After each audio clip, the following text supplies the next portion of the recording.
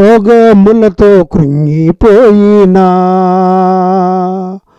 రోగములతో కృంగిపోయినా, వైద్యుడవు నీవే యేసయ్యా, నన్ను స్వస్థపరచుము యేసయ్యా. రోగములతో కృంగిపోయినా, నా వైద్యుడవు నీవే యేసయ్యా, నన్ను స్వస్థపరచుము యేసయ్యా. కాదన్నాడు నీ అనాథను తండ్రి, కాదన్నాడు నీ అనాథను, కాదన్నాడు నీ అనాథను తండ్రి, కాదన్నాడు నీ అనాథను. నా కన్నీరు తుడుచువాడా, నేనున్నానని అన్నవాడా, నా కన్నీరు తుడుచువాడా, నేనున్నానని అన్నవాడా. అయ్యా కాదన్నాడు నీ అనాథను, అయ్యా కాదన్నాడు నీ అనాథను.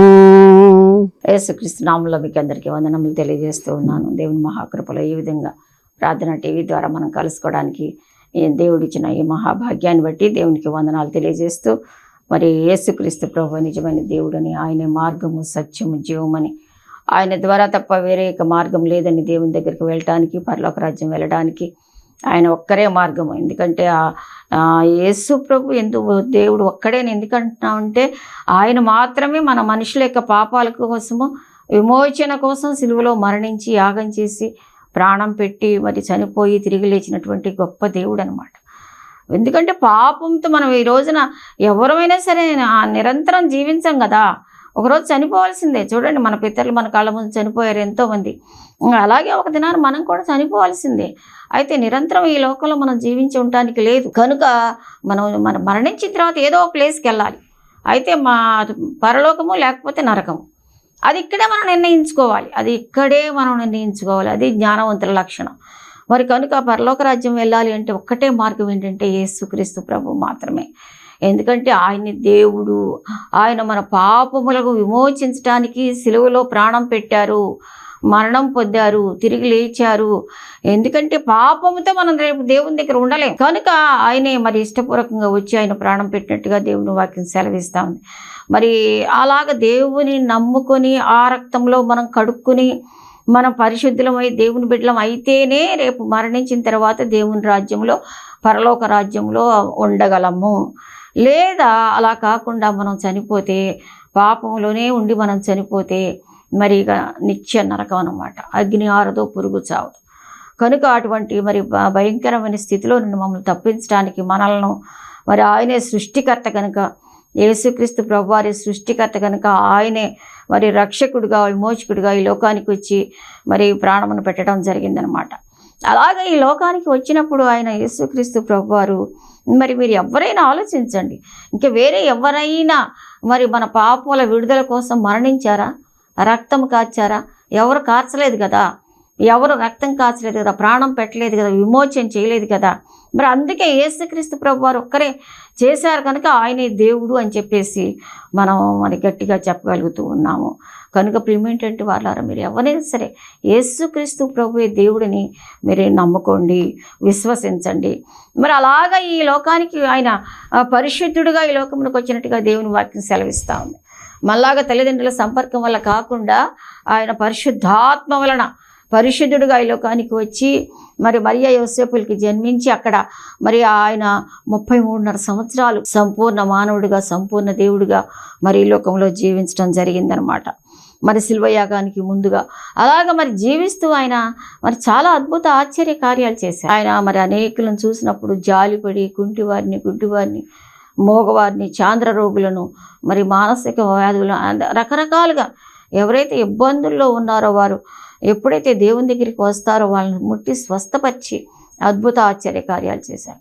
అవన్నీ కూడా మనం ధ్యానం చేసుకుంటా వచ్చాం.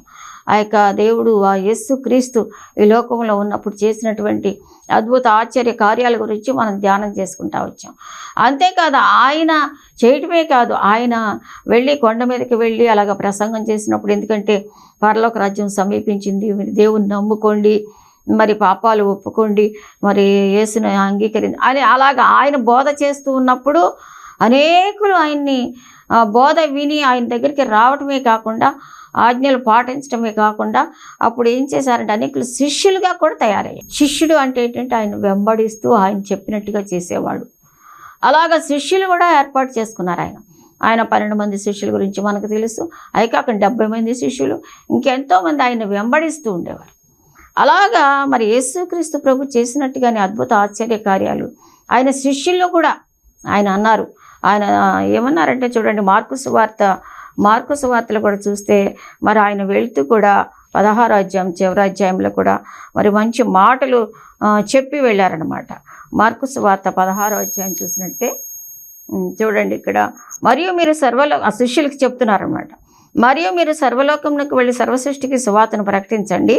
నమ్మి బాప్తిసం పొందువాడు రక్షింపబడును, నమ్మని వానికి శిక్ష విధింపబడును, నమ్మిన వాని వల్ల ఈ సూచక్రియలు జరుగుతాయి అని చెప్పి ఇవన్నీ కూడా చెప్పారంటే సూచక్రియలు మరి గొప్ప కార్యాలు జరుగుతాయి నమ్మిన వాని వలన అని. అలాగ చేసి ఏమన్నారంటే ఇక్కడ ఇలాగూ ప్రభు అయిన యేసు వారితో మాటలాడిన తర్వాత 16-19 పరలోకమునకు చేర్చుకొనబడి దేవుని కుడిపార్శ్వమున ఆసీనుడయ్యాను. వారు బయలుదేరి వాక్యం అంతటా ప్రకటించిరి. ప్రభువు వారికి సహకారుడై ఉండి వెనువెంట జరుగుతూ వచ్చిన సూచక క్రియల వల్ల వాక్యము స్థిరపరచుచుండెను. ఎందుకంటే ప్రభు అలాగ ప్రకటించిన తర్వాత చనిపోయి తిరిగి లేచిన తర్వాత పరమునకి ఎగను దేవుని చూడండి వాక్యం 19లో వారితో మాట్లాడిన తర్వాత పరలోకమునకు చేర్చుకొనబడి దేవుని కుడి పార్శ్వమునకు ఆసీనుడయ్యను. వారు బయలుదేరి వాక్యం అంతటా ప్రకటించిరి. అంటే శిష్యులు బయలుదేరి వాక్యం అంతటా ప్రకటించినప్పుడు ప్రభు వారికి సహకారుడై, ప్రభు అంటే దేవుడు వెళ్ళిన తర్వాత పరిశుద్ధాత్మను ఈ లోకానికి పంపించారు. నేను ఎప్పుడు చెప్తూ ఉంటాను, ఇవి పరిశుద్ధాత్మ దినాలు. తండ్రి కుమారుని పంపించారు, కుమారుడు యేసుక్రీస్తు ప్రభు వచ్చి మరి ఆయన జరిగించవలసిన కార్యము ఆ యొక్క శిలువ మరణము పొంది మరి ప్రాణం పెట్టి ఆయన చేయవలసిన పని చేసి వెళ్ళిపోయారు. ఆయన వెళ్ళిపోయిన తర్వాత నేను వెళ్ళి మీకు ఆదరణకర్తను పంపిస్తానన్నారు అపొస్తలుల కార్యాల్లో. అలాగే ఆదరణకర్తను పంపించారు. మరి 1వ శతాబ్దంలో అలాగ వచ్చిన తర్వాత మరి ఆయన వెళ్ళిపోయిన తర్వాత పరిశుద్ధాత్మ వచ్చిన తర్వాత ఈ దినం వరకు కూడా పరిశుద్ధాత్ముని యొక్క సంచారము మన మధ్య ఉంది. పరిశుద్ధాత్ముడు మన మధ్య ఉన్నారు. కనుక ప్రేమేంటంటే వాళ్ళ వెంటనే సూచక్రియలు చేస్తూ మరి వారి యొక్క విశ్వాసాన్ని బలపరుస్తూ ఉన్నారు. చాలాసార్లు ఏంటంటే ఇప్పుడు చూడండి సూచక క్రియలు అద్భుత కార్యాలు జరిగినప్పుడు చూడండి తలనొప్పి, జ్వరము, మరి ఒంట్లో బాధ, లేకపోతే ఒంట్లో ఏదో జబ్బు ఉందనుకోండి, వారు యేసుక్రీస్తు ప్రభు ముట్టి స్వస్థపరుస్తారంట, మరి ఆయన అద్భుత కార్యం చేస్తారంట అని చెప్పేసి యేసు ప్రభు దగ్గరికి దేవుని సన్నిధికి వస్తారనుకోండి. అప్పుడు ఏం జరుగుతుంది? అవును, ఈ శరీర రోగమే కాదు, ఆత్మరోగం ఉంది నీకు, ఆత్మరోగాన్ని నువ్వు పోగొట్టుకోవాలి, నువ్వు మారుమనసు పొందాలి, పాపక్షమాపణ పొందాలి, రక్షణ పొందాలి అని మనం బోధిస్తాం. మంచిదే. కానీ దీనికంటే కూడా ఇప్పుడు ముందే ఏంటి, దానిలో నుంచి విడుదల కావాలని శరీరంలో ఉన్నారు కాబట్టి దానిలో స్వస్థకార్యం రావాలని, దాని నుండి ముందు బయటపడాలని ఉంటుంది కదా సహజంగా.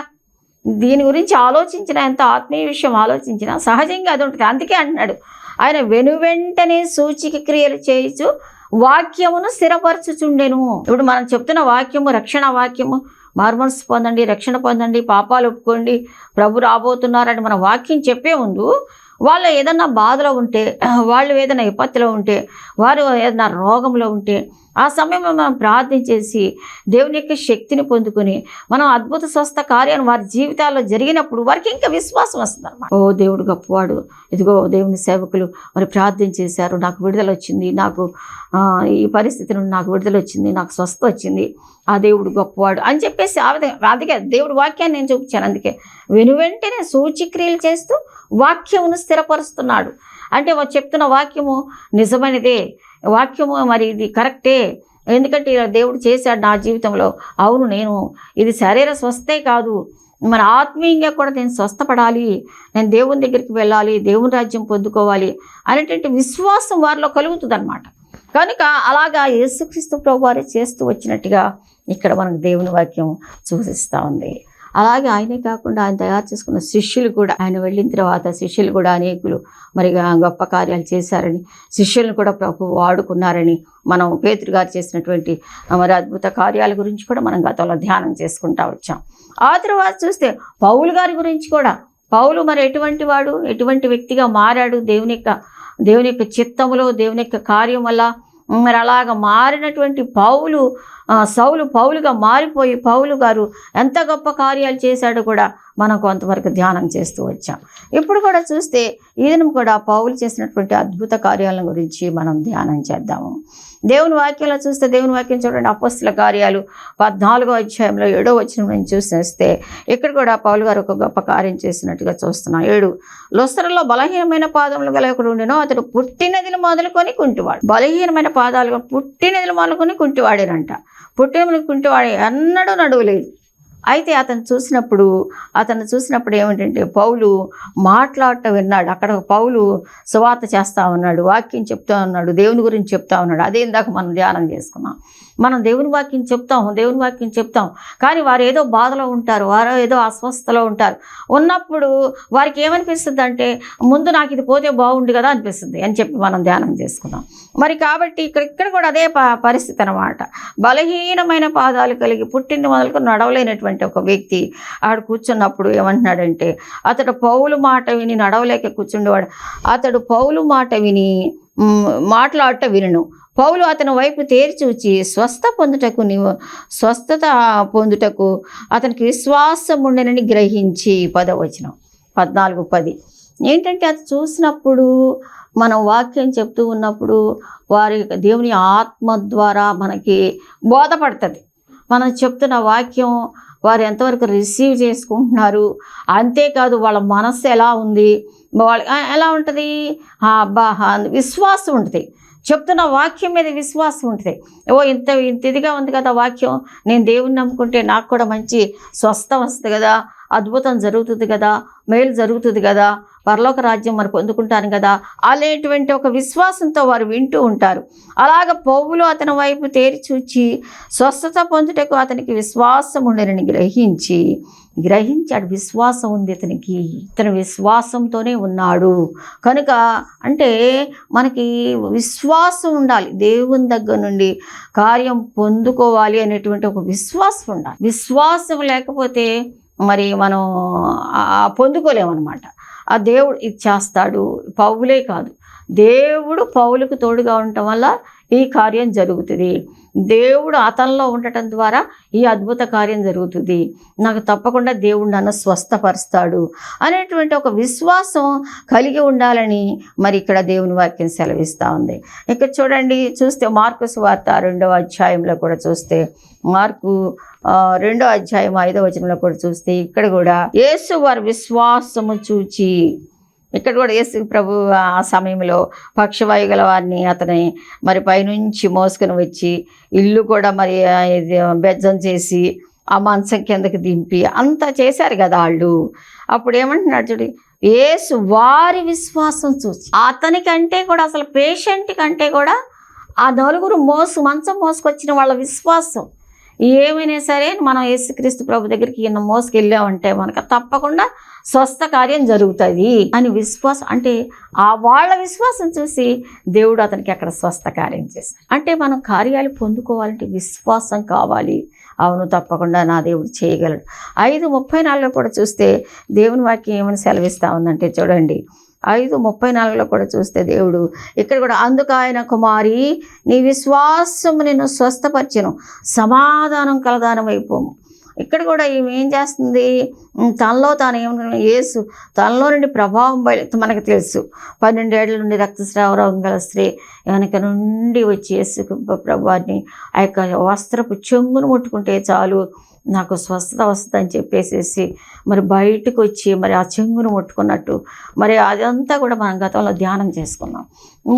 ఆ ప్రభు ఏమన్నాడు అక్కడ, నీ విశ్వాసమే అంటే తప్పకుండా నేను ఇంతకాలం నుంచి ఈ రోగంతో బాధపడుతున్నాను, ఆ యేసుక్రీస్తు ప్రభు ఆయన కనుక ముట్టుకుంటే తప్పకుండా నాకు స్వస్థత వస్తుంది, ఆయన శక్తి గలవాడు, ఆయన రోగులను బాగు చేస్తూ ఉన్నాడు, నేను విన్నాను, నేను కూడా పొందుకోవాలని దాంతో ఇదితోనే కదా పరిగెత్తుకుంటా వచ్చి అంతమంది జనంలో కూడా ఆయన వస్త్రపు చెంగును ముట్టుకుంది అంటే అప్పుడు ఏమన్నారు ప్రభు అంటే నాలో నుండి ప్రభావం వెళ్ళిపోయింది, ఎవరో విశ్వాసంతో ముట్టుకున్నారు నన్ను అని చెప్పేసినప్పుడు అంటే అక్కడ కూడా అదే మెన్షన్ చేస్తున్నారు. ఈ విశ్వాసమే ప్రియమైనటువంటి వాళ్ళారా, మన జీవితంలో ఏదైనా కానీ విశ్వాసం కలిగి ఉన్నప్పుడు దేవుడు అద్భుత కార్యం చేసేవారుగా ఉంటారు. మనం పొందగోరు. అందుకంటే విశ్వాసము లేకుండా ప్రభుకి ఇష్టడై ఉంట అసాధ్యం. మన విశ్వాసం లేకుండా ఊరికే ఒట్టటి ప్రార్థనలు చేయటం వల్ల మరి ఏ విధంగా ఉపయోగం ఉండదు. మనం చేస్తున్న ప్రార్థనలు, మనం అడుగుతున్నటువంటి ఆచరణలు అవన్నీ కూడాను విశ్వాసము గలవిగా ఉండాలి. మరి తప్పకుండా దేవుడు చేస్తాడు, ఆయన చేయగలడు, ఆయన సమర్థుడు అని చెప్పేసి వచ్చినప్పుడు మరి అక్కడ దేవుని యొక్క కార్యం మనం చూడగలమని దేవుని వాక్యం సెలవిస్తూ ఉంది. అదేవిధంగా 10:52లో కూడా చూడండి, ఇక్కడ కూడా ఆయన విశ్వాసం గురించి, అందుకు యేసు నువ్వు వెళ్ళుము, నీ విశ్వాసము నేను స్వస్థపరచనని చెప్పాను. వెంటనే వాడు త్రోవను ఆయన వెంట చూపు పొంది వెళ్ళిపోయాను. నువ్వు వెళ్ళు, నేను నీకేం చేయకూర్చున్నావు అని అడగగా ఆ గుడ్డివాడు బోధకుడా నాకు దృష్టి కలిగేవన్నప్పుడు నువ్వు వెళ్ళు, నీకు విశ్వాసం ఉంది, నీ విశ్వాసమే నిన్ను స్వస్థపరిచింది. నువ్వు విశ్వాసంతో పరిగెత్తుకుంటూ వచ్చావు కదా నా వెనకాల, కనుక నేను నిన్ను స్వస్థపరుస్తున్నానని చెప్పి అక్కడ దేవుడు అక్కడ మరి పౌలు విషయంలో కూడా ఆ పౌలు కూడా అంత గొప్ప కార్యం చేసినప్పుడు ఆడలో ఏంటంటే చాలా విశ్వాసం వచ్చి వీళ్ళు నిజంగా దేవుని యొక్క మరి వీళ్ళలో చాలా గొప్ప ఇది ఉంది, వీళ్ళు దేవుని కుమారులు, వీళ్ళు దేవతలు అని చెప్పేసేసి వాళ్ళని పూజ చేయటం మొదలుపెట్టారు అక్కడ. అంటే అంత విశ్వాసం వచ్చేసింది. ఎందుకంటే అప్పుడు దాకా అసలు పుట్టింది మొదలుకొని అసలు నడవలేదు కదా అతను. అలాంటి వ్యక్తి వెంటనే లేచి స్వస్థ కార్యం జరిగి అద్భుత కార్యం జరిగి లేచి తిరిగి వెళ్తూ ఉన్నప్పుడు వాళ్ళకి ఏంటంటే ఒకలాంటి ఇది వచ్చేసింది అనమాట. అమ్మో వీళ్ళు సామాన్యులు కాదు. ఈ చూడండి ఏమంటున్నాడు ఇక్కడ 14:12 ఏమంటున్నారు, జనసమూహములు పౌలు చేసిన దాన్ని చూసి లోకైన భాషలో దేవతలు మనుష్య రూపము దాల్చి మన ఇద్దరికి దిగి వచ్చి ఉన్నారని కేకలు వేసి పెట్టి వీళ్ళకి బర్నబాకు ద్విపది అనియు పౌలుకి హెర్మే అని పేరు పెట్టేశారంట, దేవతల పేరు. వీళ్ళు దేవతలే మనుషులు మధ్యలోకి దిగి వచ్చేసారు అని చెప్పేసేసి వాళ్ళు అంటే అంత గొప్ప కార్యం అక్కడ చూశారు కాబట్టి వాళ్ళు ఏమైనా సరే వీళ్ళు దేవుళ్ళే దేవతలే అని చెప్పేసి నమ్మారు అనుకుంటున్నారనమాట. అంటే దేవుని యొక్క శిష్యులను కూడా అంత గొప్పగా వాడుకున్నారని మనం ఇక్కడ ధ్యానం చేస్తున్నాం. యేసుక్రీస్తు ప్రభు వెళ్తూ కూడా అన్నారు, మీరు నా యందు విశ్వాసం ఉంచేవాడు నాకంటే గొప్ప కార్యాలు చేస్తారు. ఏమిటంటే వాళ్ళారా, మన విశ్వాసంలో వాళ్ళని వాక్యం చెప్పడమే కాదు, వారు స్థిరపడాలి అంటే, వారిలో రక్షణ కార్యాలు జరగాలి అంటే, మరి అద్భుత ఆశ్చర్యకార వాళ్ళకి ఉన్నటువంటి ఇబ్బందుల నుంచి బయటపడే విషయంలో కూడా మనం దేవుని యొక్క శక్తిని కలిగి మనం వారికి ఆ విడుదలను కలిగించవలసిన వారంగా ఉన్నాము అని దేవుని వాక్యం ఇక్కడ మనకు తెలియజేస్తూ ఉంది. ఎందుకంటే ఇక్కడ వీళ్ళు ఏం చేస్తున్నారు, మరి అక్కడ కూడా పేతురు యోహానులు కూడా అన్నారు కదా, మా దగ్గర ఏమి లేవు కానీ మరి మా తట్టు చూడు, వెండి బంగారాలు మా దగ్గర లేవు కానీ నజరేయుడైన యేసు నామం నీకు ఇస్తున్నాము, ఆ నామంలో లేచి నడువు అని అన్నారు లేదా, గతంలో మనం ధ్యానం చేసాం. అంటే ఆ నామములో ఉన్నటువంటి ఆ శక్తిని వీరు పొందుకున్నారు అన్నారు కదా. అపొస్తలుల కార్యాలు 1వ అధ్యాయంలో ఆయన వెళ్ళిపోతూ ఏమన్నారు, వచ్చి ఇక్కడ మరి మేడగదిలో ఉండండి, శక్తి పొందుకునే వరకు మీరు అక్కడ ఉండండి, పరిశుద్ధాత్మ శక్తిని పొందుకోండి, మరి శక్తిని పొందుకుని మీరు వెళ్ళి మరి నా నామం పేరిట పని చేయండి అని చెప్పేసి. ప్రియమైనటువంటి వాళ్ళారా, శిష్యులు ఎవరు అంటే నువ్వు నేనే. ఈ దినాలలో ఆ యొక్క శిష్యులు 70 మంది శిష్యులు 12 మంది శిష్యులు వారి కాలం గతించారు, వెళ్ళిపోయి. ఎవరైతే యేసుక్రీస్తు ప్రభువును మనం కలిగి ఉన్నామో, మరి ఆయన వెంబడిస్తూ ఉన్నామో యేసు ప్రభుని, మరి ఆయన్ని కలిగి దేవుని సేవకులుగానే కానీ మా విశ్వాసులు కానీ మనం శిష్యులము. ఈ దినాల్లో మనం కూడా అలాగా మరి పరిశుద్ధాత్మ శక్తిని పొందుకున్న వారమై, మేడగదిలో వారు పొందుకున్నట్టుగా మనం శక్తిని పొందుకున్న వారమై, అది మనం శక్తిని కలిగి, మన పరిశుద్ధాత్మ శక్తిని కలిగి ఆ శక్తి వల్ల మనం మరి శక్తివంతులంగా పని చేయాలి.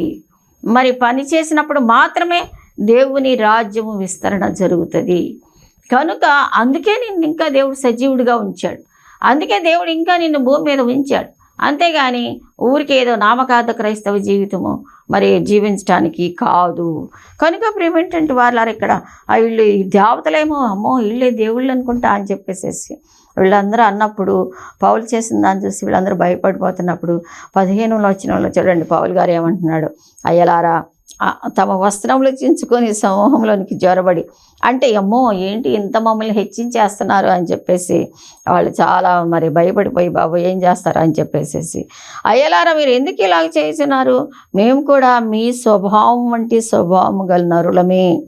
మీరు ఈ వ్యర్థమైన వాటిని విడిచిపెట్టి ఆకాశమును భూమిని సముద్రమును వాటిలో ఉండి సమస్తమును సృజించిన జీవముగల దేవుని వైపు తిరగవల్లని మీకు సువార్త ప్రకటించుచున్నాము.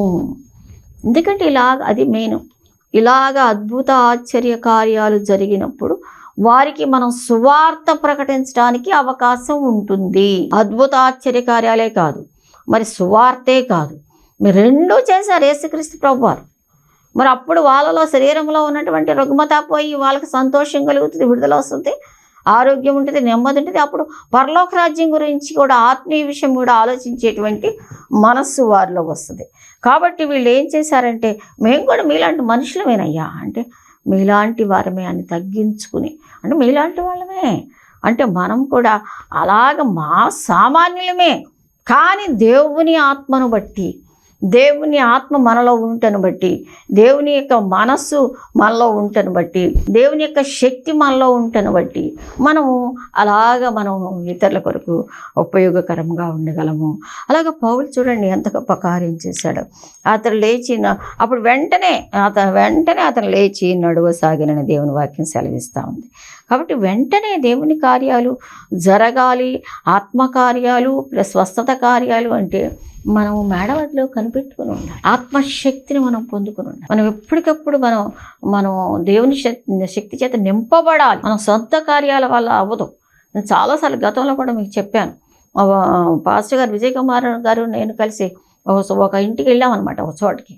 ఆ భార్య ఎంతో బాధపడుతూ, నా భర్త చాలా కాలం నుంచి రోగంతోనూ సాతాను చేత పీడింపబడుతూ ఉండి మరి చాలా ఇబ్బందిగా ఉంటుంది, పాస్టర్ గారు ప్రార్థన చేయండి, మా ఇంటికి రండి అని చెప్పేసేసి ఆమె అడిగినప్పుడు సరే వెళ్ళామన్నమాట. ముందు మేము మా టీంగా కూడా 2-3 మా బ్రదర్స్ మేము బుధవారం అక్కడ మచిలీపట్నంలో ఉన్నప్పుడు బుధవారం ప్రార్థన చేసేవాళ్ళం కదా.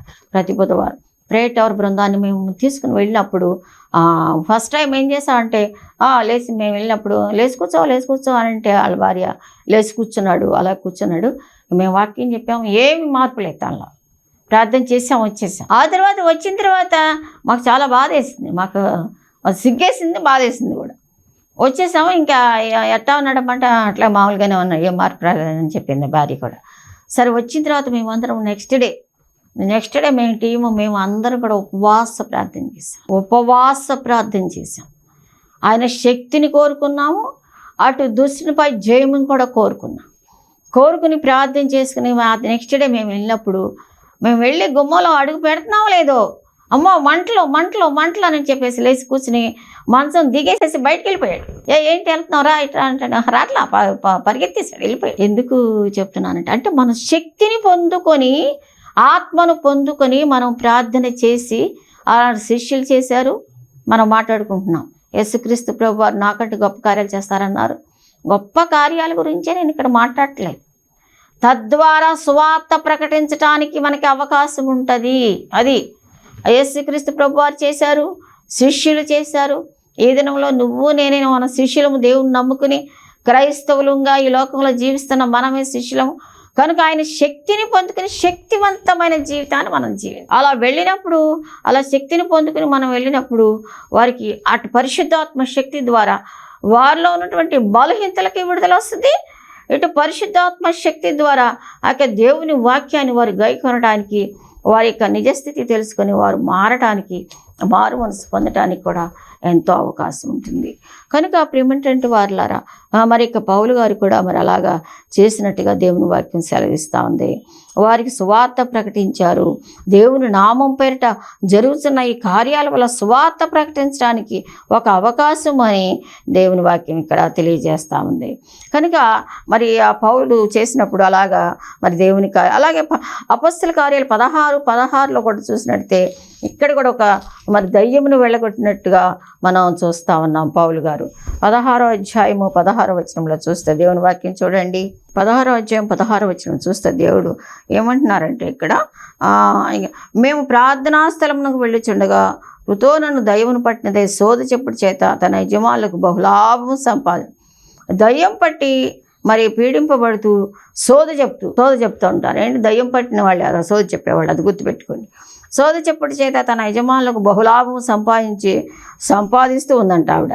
అప్పుడు ఆ చిన్నది మాకు ఎదురుగా వచ్చాను. ఆమె పౌలును మమ్మను వెంబడించి, ఈ మనుషులు సర్వోన్నతులైన దేవుని దాసులు, వీరు మీకు రక్షణ మార్గం ప్రశ్నించేవారై ఉన్నారని కేకలు వేసి చెప్పాను. చూడండి, దయ్యానికి కూడా తెలుసు ఈ విషయం. మరి ఆమె అలాగ అనేక దినాలు చేస్తున్నప్పుడు పౌలు వ్యాకులపడి, నిజంగా మరి అలాంటి పరిస్థితిలో ఒక యవ్వన బిడ్డ, ఒక చిన్న బిడ్డ సోది చెప్తూ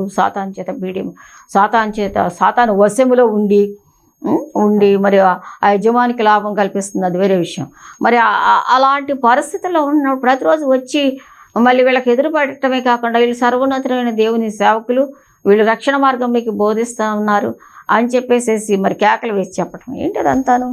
అది చూసినప్పుడు వ్యాకుల పడ్డాడు. ఏమంటే వాళ్ళారా, మరి ఏంటంటే అలాంటి పరిస్థితిలో చాలామంది మరి యవ్వన బిడ్డలు ఏంటి మరి ఆ పరిస్థితుల్లో జీవిస్తున్నప్పుడు మనకి వ్యాకులత ఉండాలి, బాధ ఉండాలి. అయ్యో, వీడు సాతాను చేత ఇలా పీడింపబడుతున్నాడు, ఎంత చక్కని యవ్వన జీవితంలో వారు ఎంతో మంచి జీవితం జీవించాలి, మరి దేవుని తెలుసుకోవాలి, దేవుని రాజ్యానికి రావాలి, వీళ్ళు చనిపోతే నరకానికి వెళ్ళిపోతారు కదా, అయ్యో ఏంటి అని చెప్పేసి వాళ్ళకి ఎదురుపడినప్పుడు వ్యాకులు పడ్డాడంట. బాధ వచ్చేసింది పౌలు గారు. ఏమిటంటే వాళ్ళ మనం ఈ లోకంలో బ్రతుకుతున్నాం కాదు, దేవుని ఎరిగిన తర్వాత మన ఆఫీసులో కానీ, మన ఇంట్లో కానీ, మన పరిసరాల్లో కానీ మరి అటువంటి బిడ్డలు మనం చూసినప్పుడు మనకు బాధ ఉండాలి. అయ్యో వెంటనే వారిని చూసినప్పుడు, వారితో మాట్లాడుతున్నప్పుడు మన పరిసరాల్లో ఎంతోమంది వారి గురించి బాధ ఉండాలి, మనకు చింత ఉండాలి.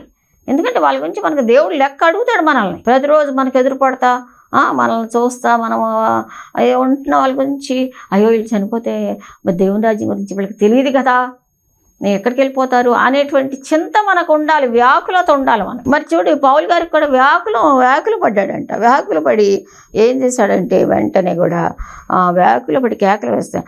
ఆమె ఇలాగ అనేక దినములు చేయి చూడని కనుక పౌలు వ్యాకులు పడి దాని వైపు చూసి తిరిగి, ఈమెను వదిలిపోమని యేసుక్రీస్తు నామమున ఆజ్ఞాపించున్నాను. వెంటనే యేసుక్రీస్తు నామంలో ఈ అమ్మాయిని వదిలిపో దయ్యమా అని చెప్పేసి మరి ఒక ప్రార్థన చేసినట్టుగా, ఒక గద్దించినట్టుగా ఇక్కడ మన దేవుని వాక్యం సెలవిస్తాం. అంటే యేసు నామములో మనం అలాగా వారిని బాధిస్తూ ఉన్న దుష్టుని మరి విడుదల చేయడానికి, వారి జీవితాలు మార్చబడటానికి, మనం ప్రార్థన ద్వారా కార్యాలు చేయటానికి మనం శక్తి కలిగిన వారమై ఎప్పుడు కూడా సిద్ధంగా ఉండాలి అని దేవుని వాక్యము మనకి ఇక్కడ బోధిస్తూ ఉంది. అప్పుడు ఏం చేశారు? 18వ వచనంలో ఆమె ఇలాగ అనేక దినములు చేయించున్నాను కనుక పౌలు వ్యాకుల పడినప్పుడు 18వ వచనంలో నీవు ఈమెను వదిలిపో అన్నప్పుడు ఆ దయ్యంతో చెప్పిన వెంటనే అది ఆమెను వదిలిపోయాను. చూడండి, వెంటనే ఎన్ని దినాలు పీడిస్తూ వస్తుంది, ఒక వ్యాపారంలాగా సోది చెప్పి యజమానికి లాభం పట్టుకొస్తుంది. మళ్ళీ దేవుడి బిడ్డలను చూసి ఎగతాళిగా ఒకలాగా వీళ్ళు సర్వోన్నతుని సేవకులు అని చెప్పి ఇలాగ ఉంటున్నప్పుడు ఆ పరిస్థితి చూసినప్పుడు వ్యాకుల పడ్డప్పుడు, ఎప్పుడైతే ప్రిమిటెంట్ వాళ్ళారా మనకి పౌల్లాగా మరి మనం కూడా శక్తిని కలిగి ఆ దుష్టుని ఎదిరించడమే కాకుండా వారి జీవితాలలో ఒక విడుదల కలిగేటట్టుగా మనం ప్రార్థన చేసేవారంగా, వాక్యం చెప్పేవారంగా, మరి వారికి సహాయపడే వారంగా ఉండాలని ఇక్కడ మనకి దేవుని వాక్యం సెలవిస్తూ ఉంది. ఎందుకు మనము ఈ పేతురు గారి అయినా పౌలు గారి అయినా యేసుక్రీస్తు ప్రభు చేశారు సరే, ఆయన అంటే దేవుడు సంపూర్ణ మానవుడు.